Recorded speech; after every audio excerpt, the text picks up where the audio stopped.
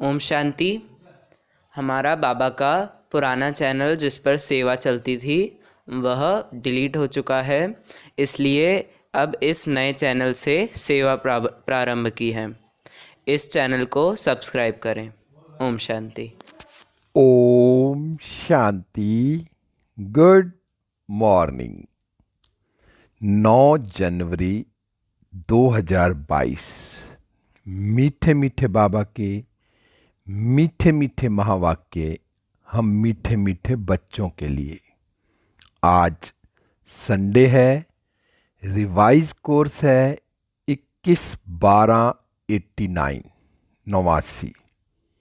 हम सब मिलकर बाप दादा से आज की मुरली सुनते हैं। बाप दादा संदली पर बैठे हैं और हम सब फरिश्ते बाप दादा के सामने बैठे हैं। बाबा दृष्टि दे रहे हैं और वरदानों से भरपूर कर रहे हैं। आज की मुरली का हेडिंग है त्रिदेव रचयिता द्वारा वरदानों की प्राप्ति। त्रिदेव रचयिता द्वारा वरदानों की प्राप्ति। आज त्रिदेव रचयिता अपनी साकारी और आकारी रचना को देख रहे हैं। दोनों रचना अति प्रिय है, इसलिए रचता रचना को देख हर्षित होते हैं। रचना सदा यह खुशी के गीत गाती कि वह रचता, और रचता सदा यह गीत गाते वह मेरी रचना।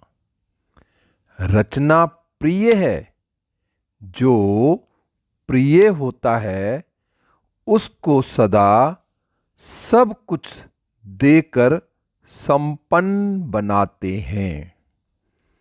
तो बाप ने हर एक श्रेष्ठ रचना को विशेष तीनों संबंधों से कितना संपन्न बनाया है। बाप के संबंध से दाताबन ज्ञान खजाने से संपन्न बनाया।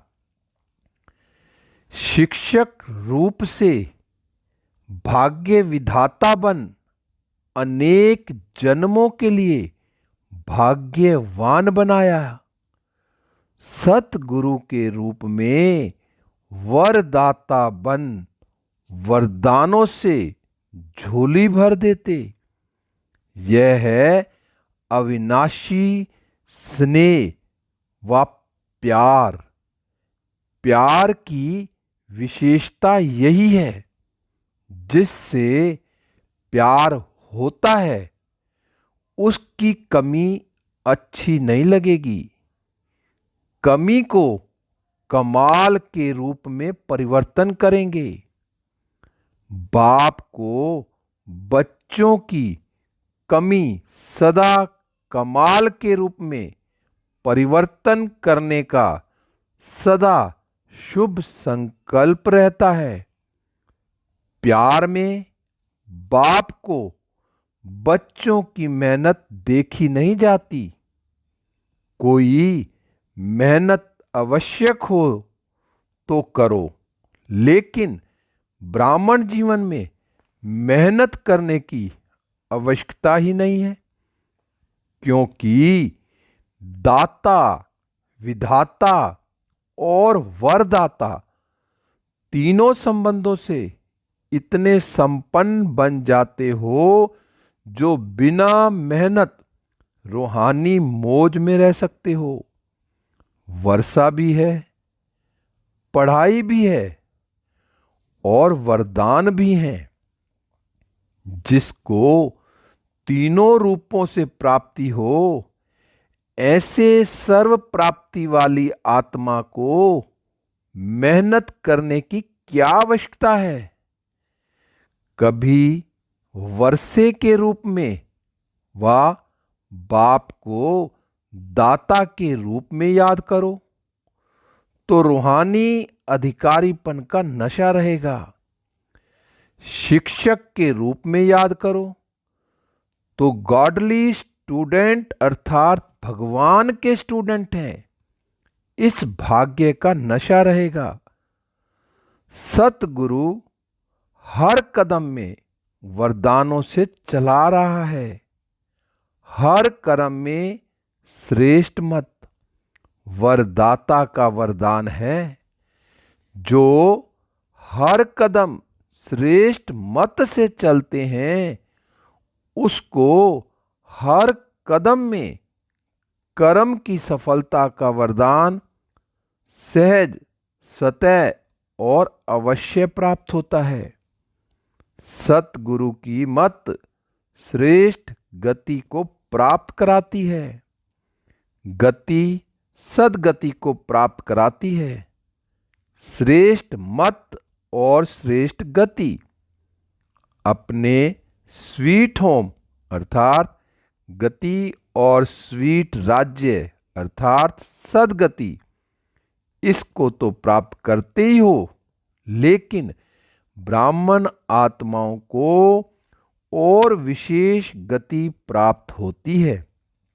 वह है इस समय भी श्रेष्ठ मत के श्रेष्ठ कर्म का प्रत्यक्ष फल अर्थात सफलता। यह श्रेष्ठ गति सिर्फ संगम युग पर ही आप ब्राह्मणों को प्राप्त है।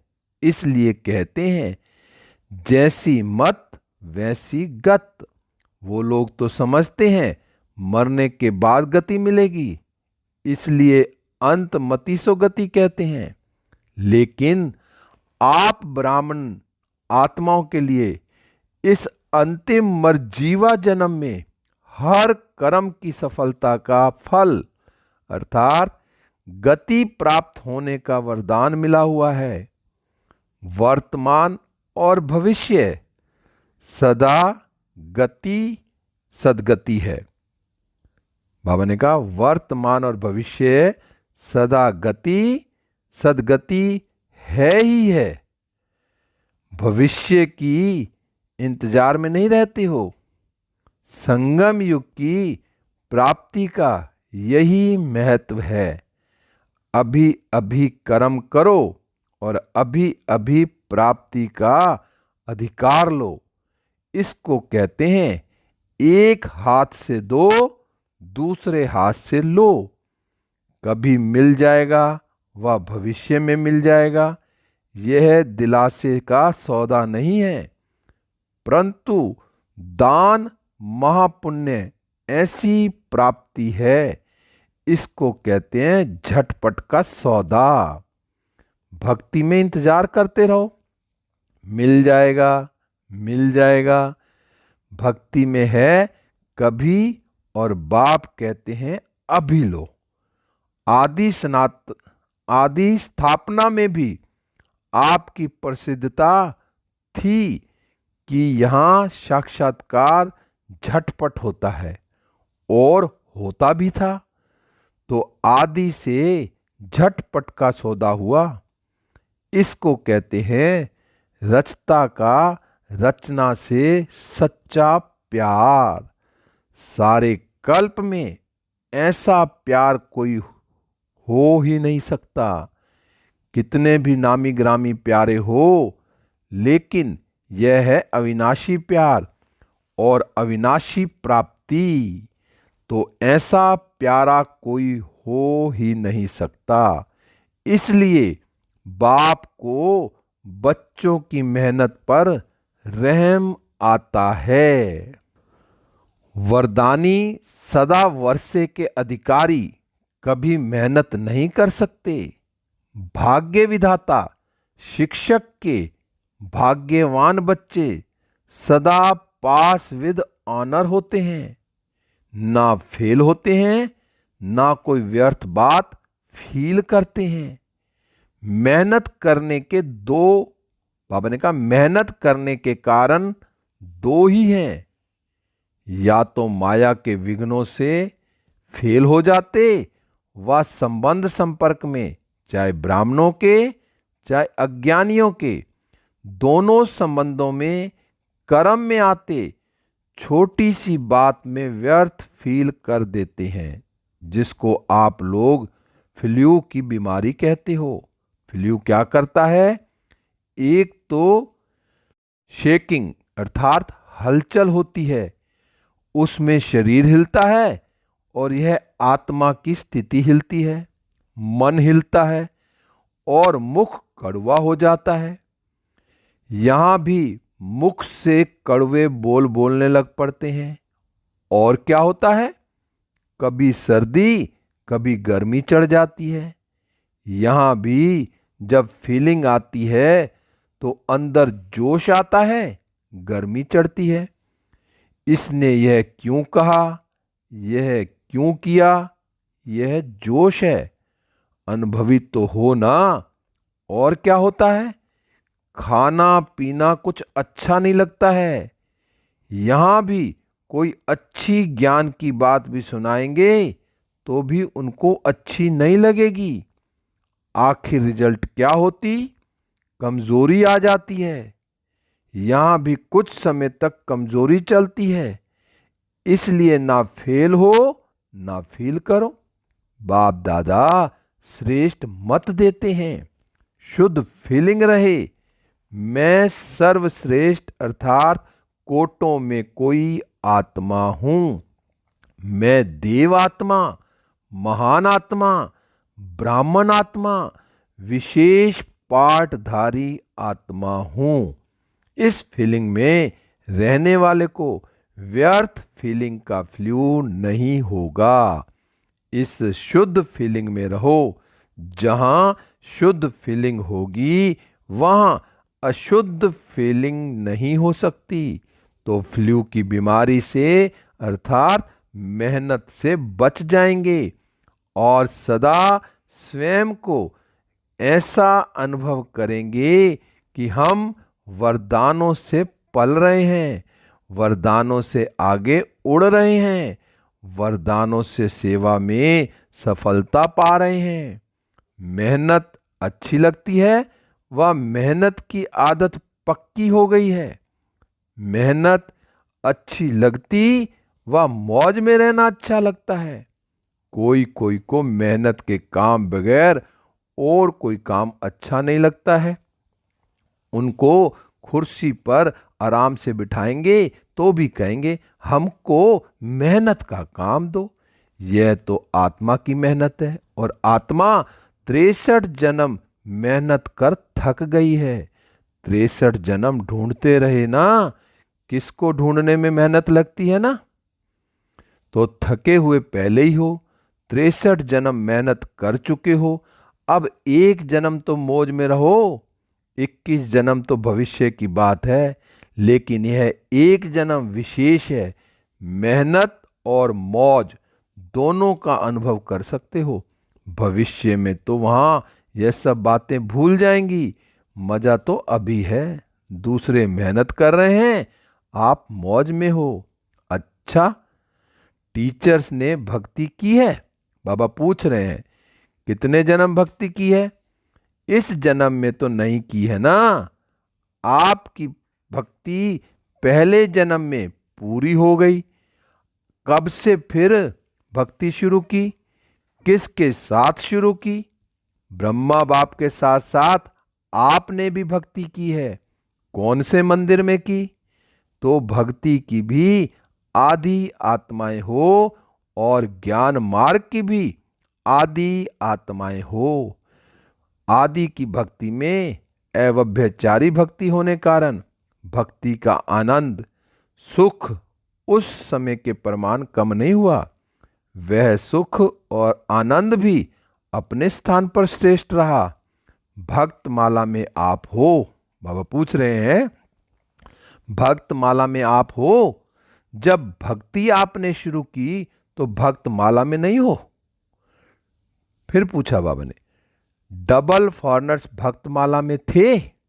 बाबा डबल फॉरनर से भी पूछ रहे हैं कि भक्तमाला में थे?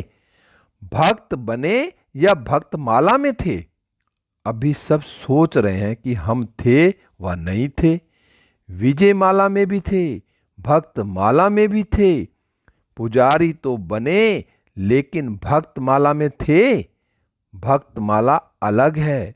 आप तो ज्ञानी सो भक्त बने, वह है ही भक्त।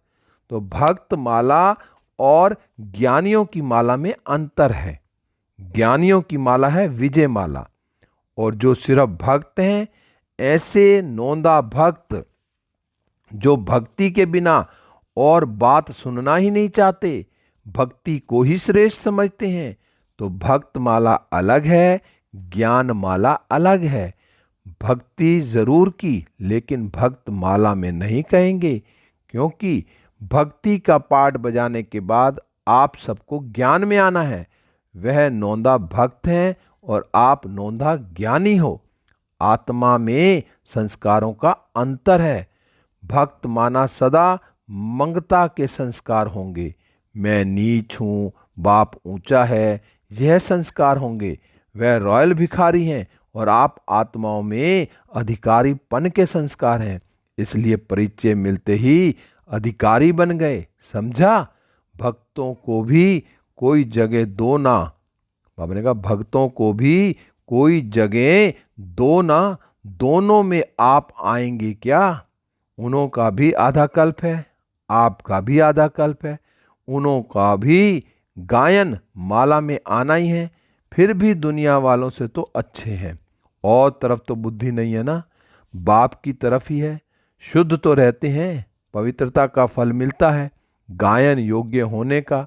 आपकी पूजा होगी, उन्हों की पूजा नहीं होती, सिर्फ स्टैचू बना के रखते हैं गायन के लिए। मीरा का कभी मंदिर नहीं होगा, देवताओं मिसल मीरा की पूजा नहीं होती, सिर्फ गायन है। अभी लास्ट जन्म में चाहे किसी को भी पूज लेवें, धरनी को भी पूजें तो वृक्ष को भी पूजें, लेकिन नियम प्रमाण उन्हों का सिर्फ गायन होता है, पूजन नहीं। आप पूज्य बनते हो तो आप पूजनीय आत्माएं हो, यह नशा सदा स्मृति में रखो। पूज्य आत्मा कभी कोई अपवित्र संकल्प को टच भी नहीं कर सकती, ऐसे पूज्य बने हो। अच्छा, अब बाबा याद प्यार दे रहे हैं। चारों ओर के वर्षे के अधिकारी आत्माओं को सदा पढ़ाई में पास विद ऑनर्स होने वाले सदा वरदानों द्वारा वरदानी बन औरों को भी वरदानी बनाने वाले, ऐसे बाप, शिक्षक और सतगुरु के प्यारे, सदा रूहानी मौज में रहने वाले श्रेष्ठ आत्माओं को बाप दादा का याद प्यार और नमस्ते। हम रूहानी बच्चों की रूहानी बाप दादा को नमस्ते नमस्ते। गुड मॉर्निंग शिव बाबा, गुड मॉर्निंग मीठे बाबा, प्यारे बाबा, मेरे बाबा शिव बाबा। अब बाबा पंजाब राजस्थान ग्रुप से मिल रहे हैं। सदा अपने को होली हंस अनुभव करते हो। होली हंस अर्थात समर्थ और व्यर्थ को परखने वाले। वह जो हंस होते हैं वो कंकर और रत्न को अलग करते हैं, मोती और पत्थर को अलग करते हैं। लेकिन आप होली हंस किसको परखने वाले हो? समर्थ क्या है और व्यर्थ क्या है, शुद्ध क्या है और अशुद्ध क्या है। जैसे हंस कभी कंकर को चुग नहीं सकता, अलग करके रख देगा, छोड़ देगा, ग्रहण नहीं करेगा, ऐसे आप होली हंस व्यर्थ को छोड़ देते हो और समर्थ संकल्प को धारण करते हो। अगर व्यर्थ आ भी जाए तो धारण नहीं करेंगे। व्यर्थ को अगर धारण किया तो होली हंस नहीं कहेंगे। वह तो बगुला धारण करता है। व्यर्थ तो बहुत सुना, बोला, किया, लेकिन उसका परिणाम क्या हुआ? गवाया, सब कुछ गवा दिया ना। तन भी गवा दिया। देवताओं के तन देखो और अभी के तन देखो, क्या है, कितना अंतर है। जवान से भी बे अच्छे हैं। तो तन भी गवाया, मन का सुख शांति भी गवाया, धन भी गवाया। आपके पास कितना धन था, अथाह धन कहाँ गया? व्यर्थ में गवा दिया। अभी जमा कर रहे हो या गवा रहे हो? होली हंस गंवाने वाला नहीं, जमा करने वाला। अभी 21 जन्म तन भी अच्छा मिलेगा और मन भी सदा खुश रहेगा। बाबा ने कहा मन भी सदा खुश रहने वाला होगा। धन तो ऐसे होगा जैसे अभी मिट्टी है। अभी मिट्टी का भी मूल्य हो गया, लेकिन वहां रत्नों से तो खेलेंगे। रत्नों से मकान की सजावट होगी। तो कितना जमा कर रहे हो? जिसके पास जमा होता है उसको खुशी होती है। अगर जमा नहीं होता तो दिल छोटी होती है, जमा होता तो दिल बड़ी होती है। अभी कितनी बड़ी दिल हो गई है, तो हर कदम में जमा का खाता बढ़ता जाता है। या कभी कभी जमा करते हो? अपना चार्ट अच्छी तरह से देखा है? ऐसे समय पर भी कभी कभी व्यर्थ तो नहीं चला जाता। अभी तो समय की वैल्यू का पता पड़ गया है ना। संगम का 1 सेकंड कितना बड़ा है? कहने में तो आएगा 1-2 सेकंड ही तो गया, लेकिन 1 सेकंड कितना बड़ा है यह याद रहे तो 1 सेकंड भी नहीं गंवाएंगे। सेकंड गंवाना माना वर्ष गंवाना। संगम के 1 सेकंड का इतना महत्व है, तो जमा करने वाले हैं, गंवाने वाले नहीं। क्योंकि या तो होगा गंवाना या होगा कमाना। सारे कल्प में कमाई करने का समय अभी है। तो होली हंस अर्थात स्वप्न में, संकल्प में भी कभी व्यर्थ गवाएंगे नहीं। होली अर्थात सदा पवित्रता की शक्ति से अपवित्रता को सेकंड में भगाने वाले, ना केवल अपने लिए बल्कि औरों के लिए भी, क्योंकि सारे विश्व को परिवर्तन करना है ना। पवित्रता की शक्ति कितनी महान है यह तो जानते हो ना। पवित्रता ऐसी अग्नि है जो सेकंड में विश्व के किचड़े को भस्म कर सकती है। संपूर्ण पवित्रता ऐसी श्रेष्ठ शक्ति है। अंत में जब सब संपूर्ण हो जाएंगे तो आपके श्रेष्ठ संकल्प में लगन की अग्नि से यह सब किचड़ा भस्म हो जाएगा। योग ज्वाला हो, अंत में ऐसे धीरे धीरे सेवा नहीं होगी। सोचा और हुआ, इसको कहते हैं विहंग मार्ग की सेवा। अभी अपने में भर रहे हो, फिर कार्य में लगाएंगे। जैसे देवियों के यादगार में दिखाते हैं कि ज्वाला से असुरों को भस्म कर दिया। असुर नहीं, लेकिन आसुरी शक्तियों को खत्म कर दिया। यह किस समय का यादगार है? अभी का है ना। तो ऐसे ज्वालामुखी बनो। आप नहीं बनेंगे तो कौन बनेगा? तो अभी ज्वालामुखी बन आसुरी संस्कार, आसुरी स्वभाव सब कुछ भस्म करो। अपने तो कर लिए हैं ना, या अपने भी कर रहे हो? अच्छा, पंजाब वाले निर्भय तो बन गए, डरने वाले तो नहीं हो ना। ज्वालामुखी हो, डरना क्यों? मरे तो पड़े ही हो, फिर डरना किससे? और राजस्थान को तो राज्य अधिकारी कभी भूलना नहीं चाहिए। राज्य भूल करके राजस्थान की रेती तो याद नहीं आ जाती। वहाँ रेत बहुत होती है ना। तो सदा नए राज्य की स्मृति रहे। कभी बाबा ने कहा सभी निर्भय ज्वालामुखी बन प्रकृति और आत्माओं के अंदर जो तमोगुण है उसे भस्म करने वाले बनो। यह बहुत बड़ा काम है, स्पीड से करेंगे तब पूरा होगा। अभी तो व्यक्तियों को ही संदेश नहीं पहुंचा है, प्रकृति की तो बात पीछे है। तो स्पीड तेज करो, गली गली में सेंटर हो, क्योंकि सरकमस्टांस प्रमाण एक गली से दूसरी गली में जा नहीं सकेंगे, एक दो को देख भी नहीं सकेंगे। तो घर घर में, गली गली में हो जाएगा ना। अच्छा, अब बाबा आज वरदान दे रहे हैं। बाबा का हाथ अपने सिर पर अनुभव करते हैं और वरदान को अपने अंदर समा लेते हैं।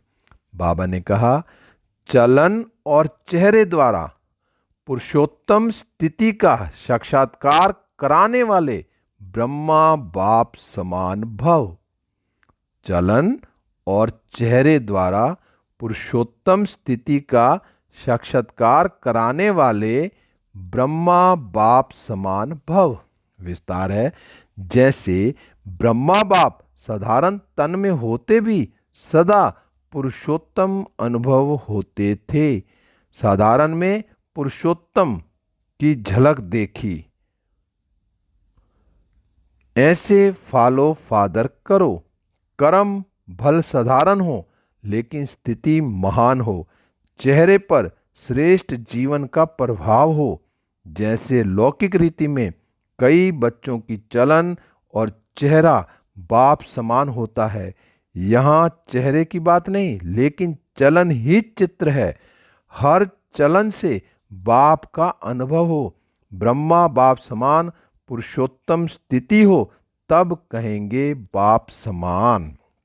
स्लोगन है, जो एक रस स्थिति के श्रेष्ठ आसन पर स्थित रहता है वही सच्चा तपस्वी है। जो एक रस स्थिति के श्रेष्ठ आसन पर स्थित रहता है वही सच्चा तपस्वी है। आज 9 तारीख है। 9वां पॉइंट है, लवलीन स्थिति का अनुभव करो। यह परमात्म प्यार आनंद में झूला है। इस सुखदाई झूले में सदा झूलते रहो। परमात्म प्यार में लवलीन रहो तो कभी कोई परिस्थिति व माया की हलचल आ नहीं सकती। ओम शांति। आज की मुरली का हेडिंग था त्रिदेव रचयिता द्वारा वरदानों की प्राप्ति। अब मैं आत्मा चेक करूं कि मैंने बाबा से कितने वरदान लिए हैं और उन वरदानों को मैं कितना यूज कर रही हूं। ओम शांति, ओम शांति, ओम शांति।